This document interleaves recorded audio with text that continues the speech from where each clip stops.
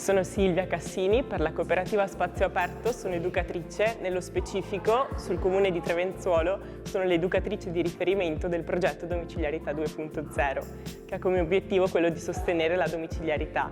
E qui a Trevenzuolo abbiamo pensato di suddividerlo in due momenti. Il martedì mattina, qui al Circolo Noi di Roncolevà, facciamo delle attività ricreative di vario tipo. Oggi abbiamo sperimentato la pittura, ma sperimentiamo anche attività come il collage, piuttosto che attività di movimento. Mentre il venerdì sera facciamo delle serate informative che hanno l'obiettivo di formare, ma soprattutto di far riunire le persone. Queste serate sono principalmente a tema medico, sanitario, e siamo molto fortunati perché questo progetto è un progetto che sta funzionando e è un progetto di rete che ci fa emozionare ogni volta perché le persone che vengono si fidano e si affidano a noi e questo secondo me è molto importante. Qua mi sembra di essere in casa, una famiglia, casa famiglia, perché sto imparando delle cose nuove e siccome che mi ho fatto poche scuole, è la prima volta che faccio quelle robe qua. Ecco, va bene.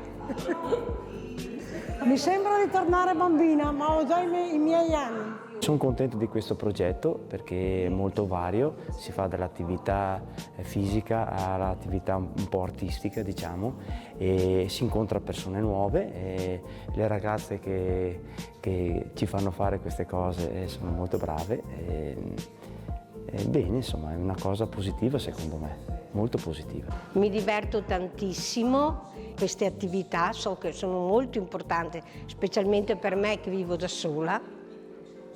La Silvia e tutte le ragazze sono bravissime, compreso il presidente. Abbiamo avuto questa proposta dall'amministrazione, questo bellissimo progetto, l'abbiamo condiviso e abbiamo visto che già dai primi incontri del martedì è stata una bellissima cosa e pensiamo di proseguire su questo cammino, su questo progetto fino a fine maggio. Devo dire grazie alle operatrici, dire grazie a tutte le signore e i signori che partecipano a questo progetto e ci stiamo divertendo un po' tutti.